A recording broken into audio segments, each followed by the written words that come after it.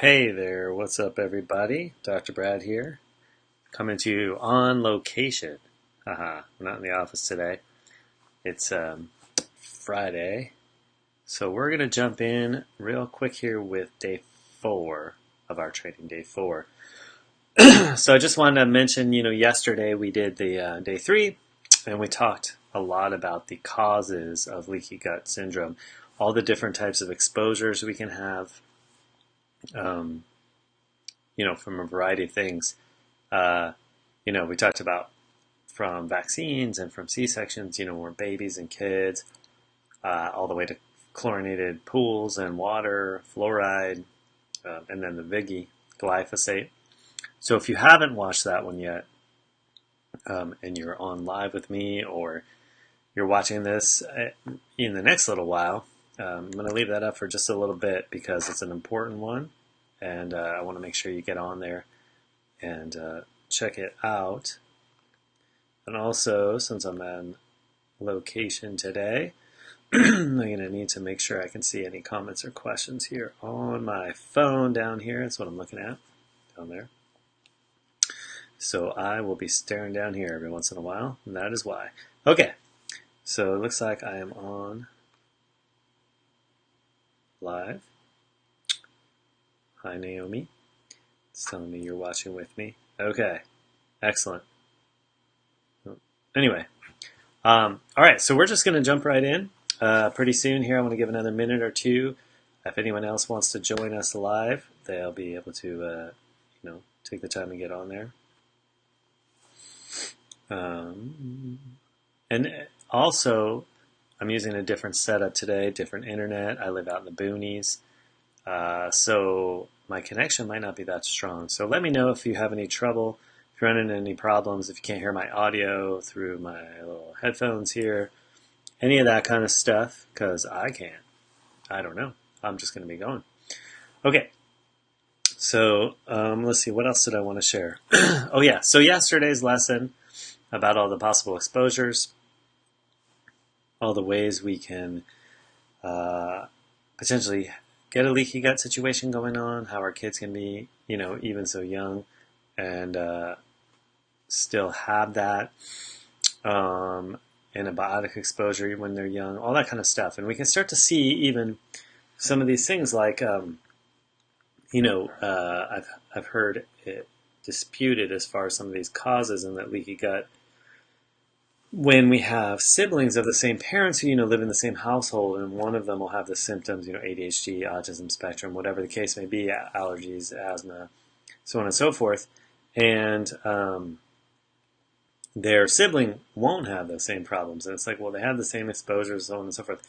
But you have to start looking really at their whole history of their entire life from day one. Did they, were they a C-section? Did they get multiple rounds of antibiotics? So on and so forth. What were the possible exposures? What kind of things did they happened? I am starting to question whether I'm successfully on here, because with my phone, it looks like I'm not. Okay, one of you guys who's on right now, just tell me if you can hear me and if you can see me, and if it's all going okay. That'd be really helpful. Otherwise, I'm going to see if I can look at it on my actual computer here too. In the meantime, oh, thank you, Sarah. Can you hear me too?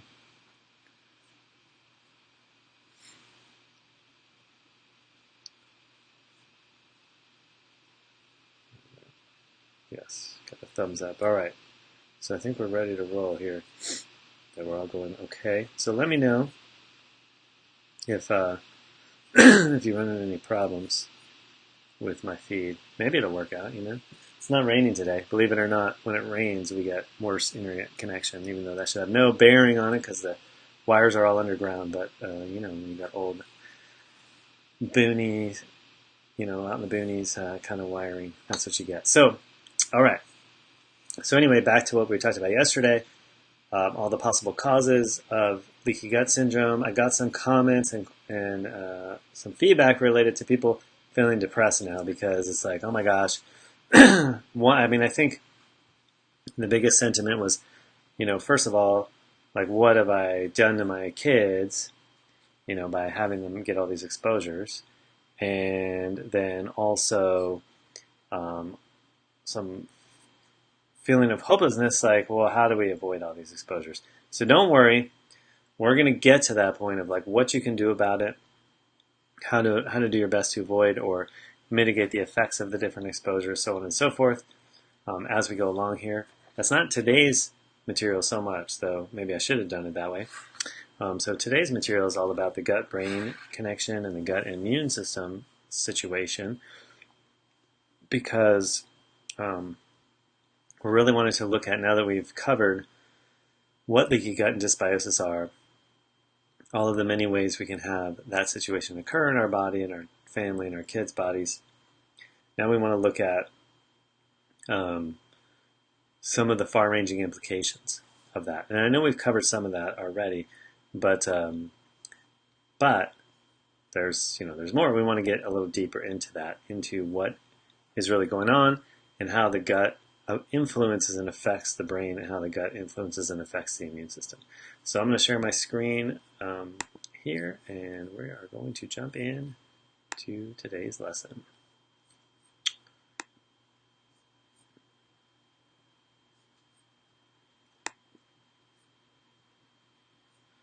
Alrighty, Gut Health 101, day number 4, gut-brain connections, the second brain. And I said that, I'm going to put that in there because as people research the gut and how it works and how it influences our brain and how it influences our body and the function of our body, it's being coined the second brain. And that's also because that's the second densest population of neurons in our body after the first brain, or the brain in our head, is the brain in our gut. And it gets its own name. It's the enteric nervous system. Enteric means of the gut. So there's a gut-brain axis, and that's related to our nervous system, to our microbiome, the gut bugs, brain function, the soil, healthy microbes, dirt, plants, bacteria, our ecosystem, our environment, our lifestyle. And we're going to talk about, in particular, in terms of the gut-brain connection, how your gut bacteria or your gut health influences your mood, but also how your mood influences your gut health and your gut bacteria. So in today's agenda, how does the gut microbiome affect our brain function, and also the gut immune system connections? So here's a relatively complicated picture that is showing us a bit of the interactivity of the gut and the microbes in our brain. And so we're not going to spend a ton of time trying to analyze this, but I did want to show you this. It speaks to the variety and the breadth of all of the connections in that. And so the lowest part down there, where the little colorful gut microbiota is, that's the lumen of our intestines. So that's like where the food would be to be digested. And then as you go up in the diagram, up towards the top of your screen, that's going into the rest of the body. So the epithelium there, you see those little squarish cells with their little hair-like projections. That's the gut lining. And then what it's showing basically is that our gut microbiome makes neurotransmitters directly that go into the bloodstream and then go into the brain. It makes short-chain fatty acids also, that in addition to nourishing the actual enterocytes, or the epithelial cells, also goes into the bloodstream and affects function of the brain.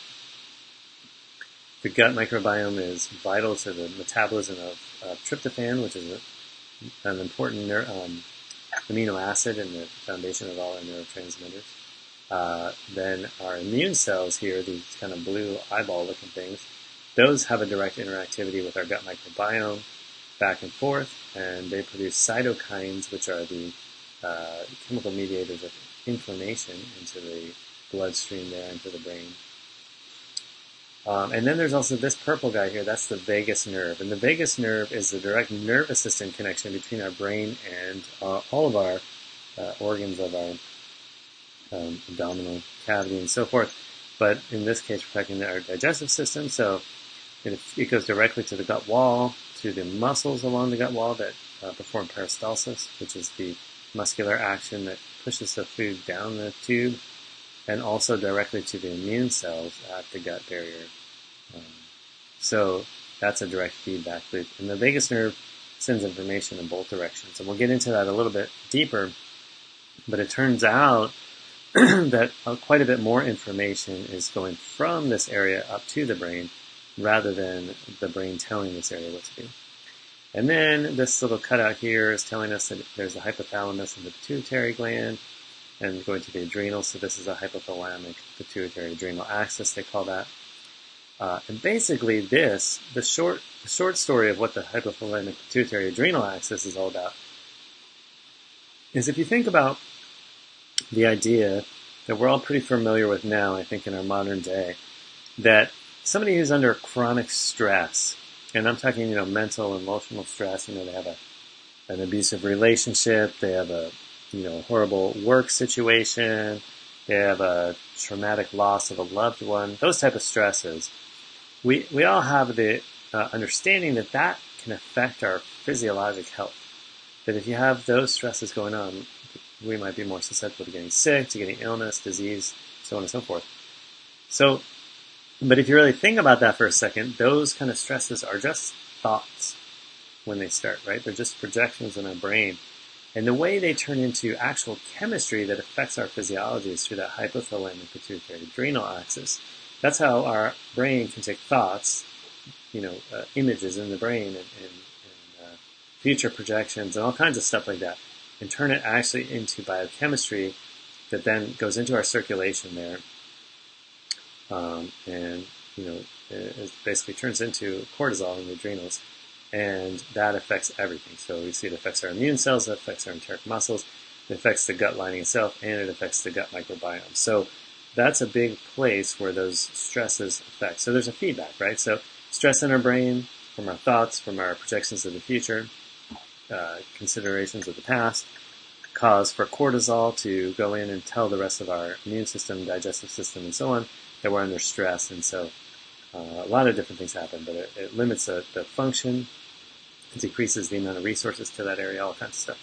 And then at the same time, or on its own, the gut microbiome and its health or lack of health has an effect on directly on neurotransmitters, on tryptophan metabolism, which is the basis of all the neurotransmitters and some hormones, and the short-chain fatty acids and the immune cytokines, in addition to the direct innervation with the vagus nerve.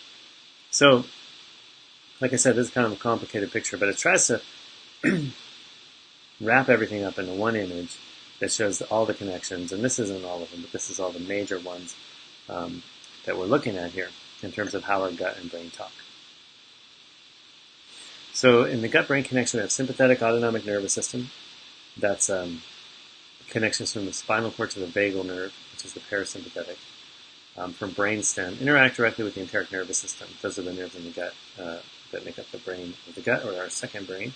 So we have those direct nervous system connections. The autonomic nervous system, vagal, enteric nervous system, that's the ANS, vagal, ENS connections are bidirectional, like I was mentioning, so multiple levels of control. So it's a complex system. It's not just a telephone line from the brain to the gut saying digest food or don't. Like we'll talk about in a minute, most of the connections are afferent, that's what they're called, which means information flowing to the brain. And that allows for complex direct interplay between the brain and gut. And the bacteria in the gut can directly impact the signaling in the enteric nervous system and affect vagal response. For example, bacteria signaling from infection in the gut can stimulate the vagal-induced anti-inflammatory response in the gut. So what it's saying is that the bacteria themselves have an interactivity and an intimate relationship with the nervous system cells that are part of the enteric nervous system. And the actual enteric nervous system, it assesses and evaluates what's going on in the gut directly based on microbial activity. So there's these special nerve cell receptors that actually protrude. I'm going to go back to this. They don't have a picture of it here, but if you remember, if you think of this area where the gut microbiota is down that's in the inside of the intestines, where the food goes. there are special cells that this doesn't show that would go in between some of these tight junction epithelium that actually have little projections out into this mucous layer where all the gut microbiome is. And those are directly these nerve connections to the vagal nerve. And so they're constantly monitoring and assessing the environment here. And that is how the enteric nervous system identifies, if there's a problem, if the gut microbiome is out of balance, if there's a bunch of toxins, if there's an assault, if there's injury, it can stimulate vagal-induced anti-inflammatory. So the gut microbiomes affect the stress response. And so this is a study about germ-free mice.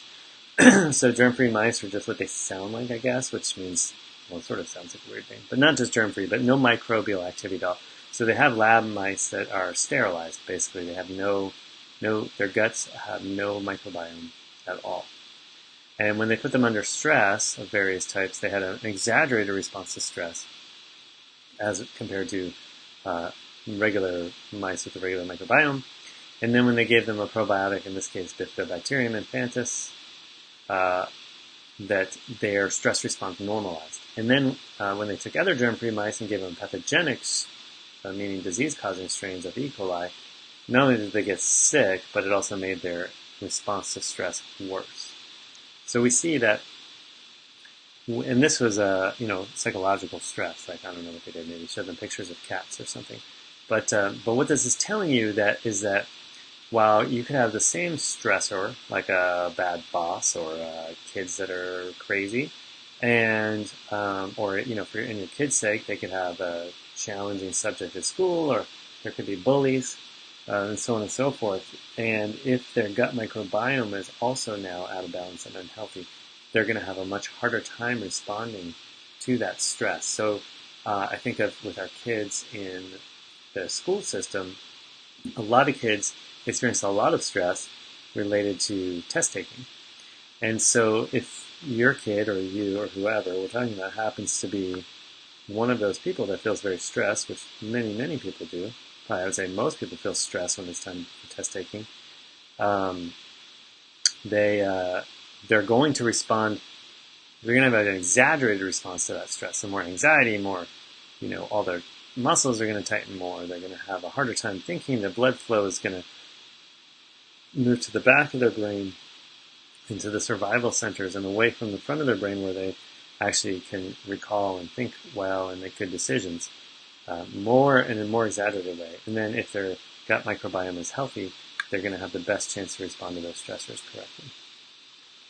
And then other studies in germ-free mice also showed that NMDA, which is a glutamate receptor, which is an important neurotransmitter in the brain, and also brain-derived neurotrophic factor receptor. So what this is saying is that the mice that had no microbiome had less receptors for this important neurotransmitter, and also less receptors for this what's called brain-derived neurotrophic factor, which is important because that BDNF, the brain-derived neurotrophic factor, is actually a chemical that helps to encourage and mediate the growth of new neurons and neuronal connections. So it helps our brain adapt, change, grow, and become more complex. And then gut microbes themselves can produce multiple other neuroendocrine products that have behavior-altering effects. So serotonin, melatonin, GABA, catecholamines, histamine, acetylcholine. So serotonin is perhaps melatonin is famous too, but we'll talk about serotonin. Serotonin is a famous neurotransmitter because there's a whole class of drugs. Prozac, I think, is probably the most famous of them, that are called SSRIs, or selective serotonin reuptake inhibitors. So serotonin is a neurotransmitter that in our brain makes us feel satisfied with life. So if everything's functioning correctly in our body, and we're not under too much stress in our daily life, we have a normal flow, normal function, normal distribution of serotonin, and we feel a moderate amount of satisfaction in our lives. If we have a greater stress load, we have less serotonin functioning, and that's a survival mechanism because a greater stress load indicates a more difficult time for the organism to survive, to procreate, all the important things about life, from a biological standpoint. So nature, or whoever, doesn't want us to feel satisfied with life if food is scarce or if our life is under threat. Which, in our modern world is things like we have too much to do, or, we have a test tomorrow, or there's bullies at school. And so we reduce the amount of serotonin being made. And so that's where this whole idea, but that's where this whole idea of the pharmaceuticals came up with, that people are depressed because they don't have enough serotonin. And so they made this drug that what it does basically is limits the reuptake of serotonin. So when we have serotonin, because there's always some in the brain between neurons, we fire up the serotonin, it does its job, the next neuron takes the signal, and then there's special parts of the cell that reuptake the serotonin to recycle it and use it again. And so what these drugs do is they go in there and they block that reuptake, so they let the serotonin hang around in the synaptic junctions longer, and the idea is that we feel better because of that. So now we get the but what we now know is that 80% of the serotonin in our body is actually in our gut. And only 20% less than 20% is in our brain. The rest is floating around.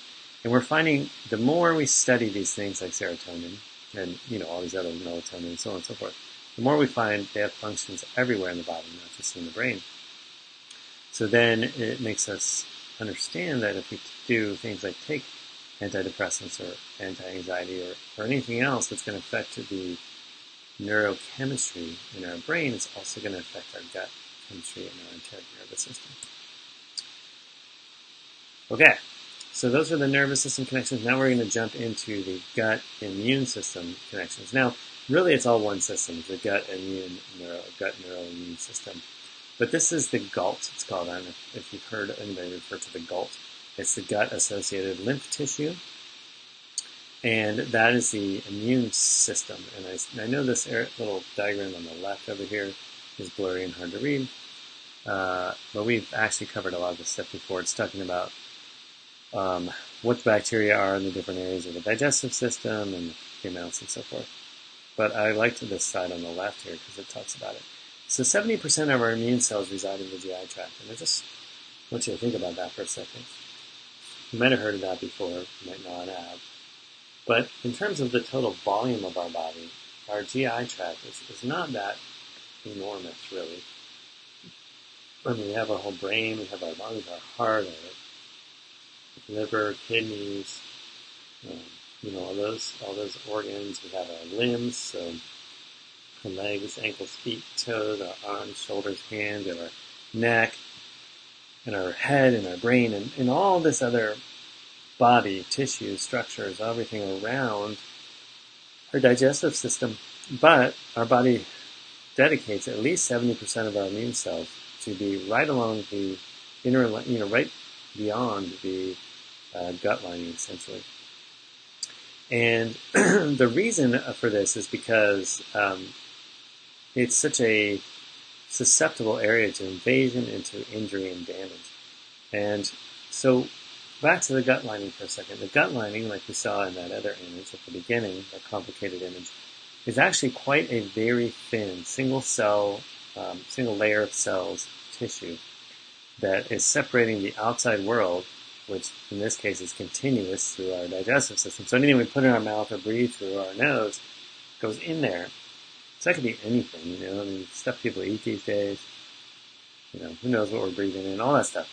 And then there's this super thin layer, less than, or about half the width of a hair, human hair, that if stretched out, it covers 2 tennis courts size. And so in terms of our whole body, it's the site or the area that has the greatest potential for injury, much more so than our skin or any other tissues, because if you think about, if you took all your skin off and laid it flat on the ground, it'd be about twice as big as you, maybe a little bigger than that, But we're talking 2 tennis courts worth of tissue, of a barrier in our digestive system.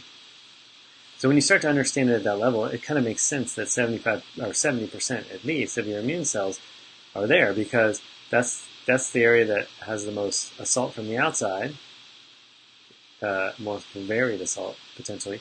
And if there's an injury there, it can be enormous. I mean, the size of 2 tennis courts, right? So that's why we have such an abundance of these immune cells right around our gut. And so then we think about what our immune system does. And our immune system has a lot of functions. But, obviously when we think about the basic function, it's to help respond if we get viruses or bacteria or other, pathogens into our body. Our immune system kicks into gear and takes over and attacks those things and helps us. And, we might get a fever or other symptoms, but then we survive as an organism and live. So now this next point is saying the development of the intestinal immune system is largely dependent upon exposure to microorganisms. So this is basically, if you think about the theory, the scientific theory or hypothesis behind even vaccines is that is based on the cell-mediated immune response, meaning the idea is, and how it works without vaccines, I guess we'll leave that off the table for now. But before those days, back when people would get chickenpox. So, I'll talk about me. When I was a kid, I got chickenpox, the old-fashioned way, in the wild.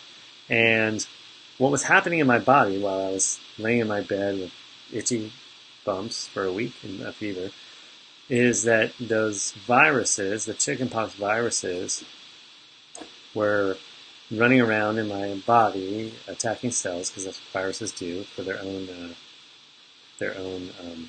survival and reproduction.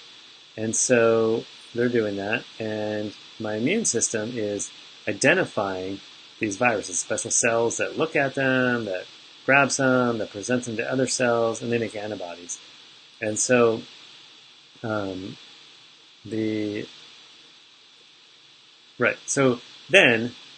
so you get it, and then you never get it again. And that right there is the idea of the vaccine. So I got chickenpox, I made antibodies, so that way in the future, because of course I've been exposed to that virus again and again and again, it's ubiquitous in our environment, but I haven't exhibited the symptoms of chickenpox since then, and that's because there's these memory cells in our immune system that are like, oh no, we've seen that virus before, we already know how to make the antibodies, so they just make them quick, clear the virus out of there before it ever turns into something that has the symptoms that, before our body really requires to go into that level of response.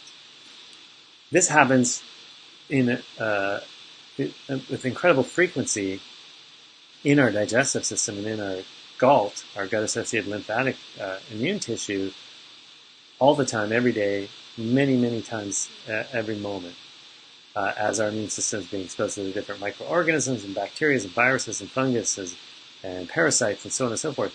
And it actually grows, develops, and strengthens as a result of that. But when we live in a more monoculture society, a world where we're having less and less diversity in our gut, then our immune system doesn't develop correctly. It doesn't have the same stress to exercise itself against. And so sometimes, or one speculation or theory is that because the immune system doesn't have the variety or the diversity of microbes to attack it, to work against and build off of, it goes, but it needs to do stuff. It's still got all the energy and activity. It'll actually turn and start attacking our own body, and that's where some autoimmunity comes from.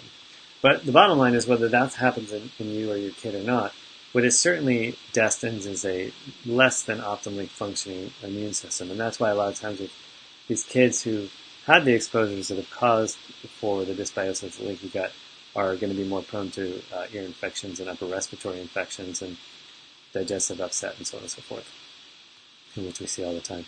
The gut also produces 3/4 of the body's neurotransmitters. So the gut-associated lymphatic tissue is in large part how those neurotransmitters make their way out of the gut and into the bloodstream and up to the brain. And then the gut has greater metabolic activity than living tissue.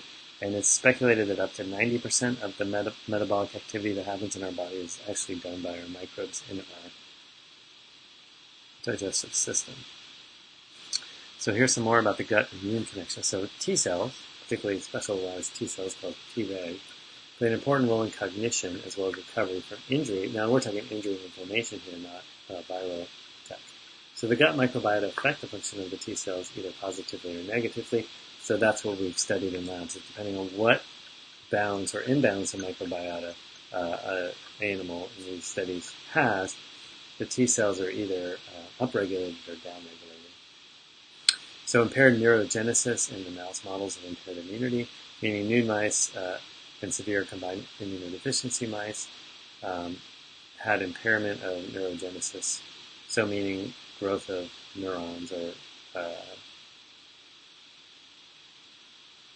neurogenesis. Oh yeah, corrected. So and then and then when they transferred special cells, the splenic cells from normal mice, their neurogenesis returned to normal.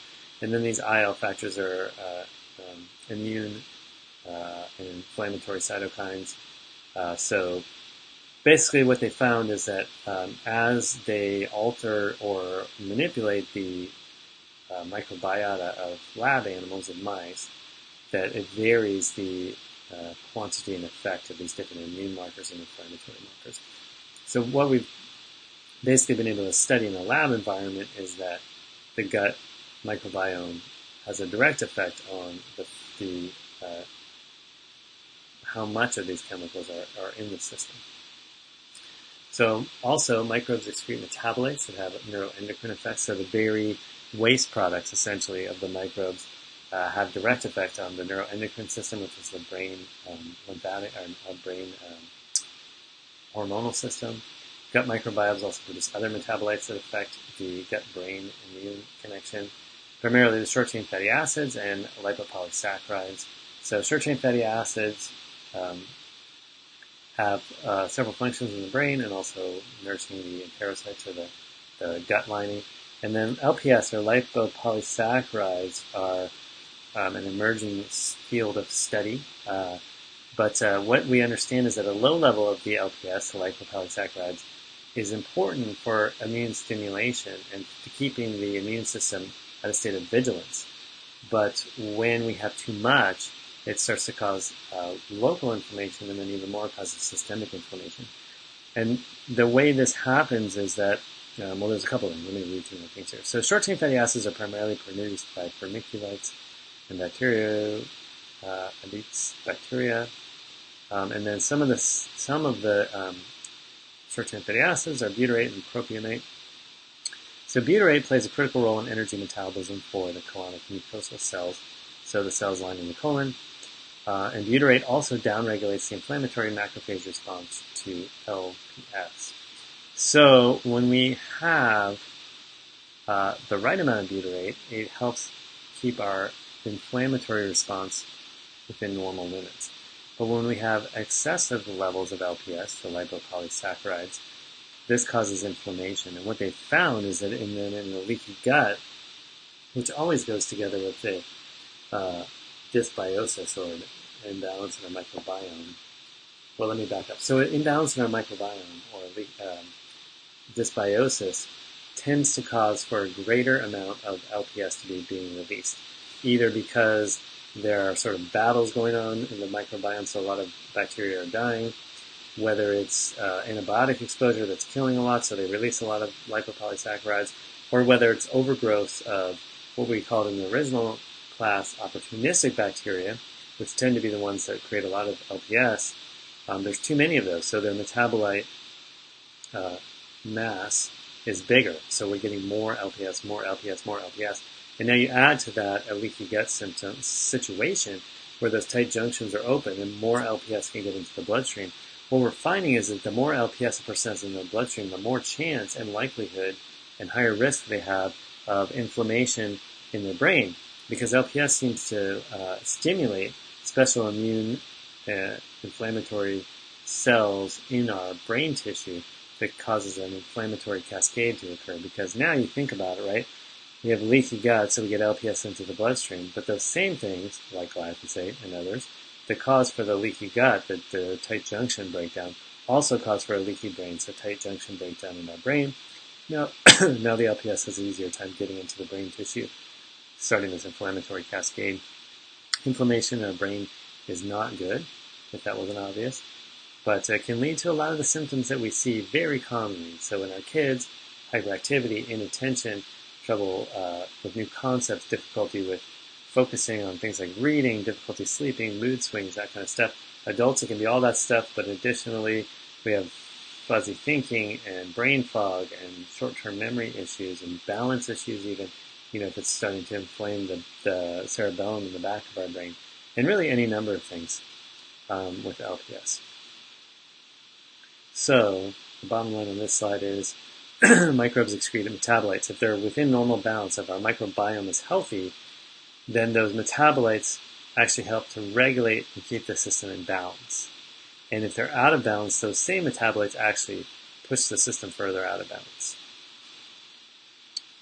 And then also, which we mentioned before, but I just want to highlight again, our microbiome of the brain mirrors somewhat the microbiome of the gut. So when the gut is out of balance and monocultured, so is the brain.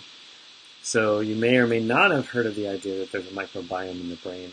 I might have mentioned it before. But this is basically a new understanding that actually on our brain tissue itself, there are bacteria, fungus, viruses, and parasites that are normally supposed to be there. There's an environment, an ecosystem in our brain.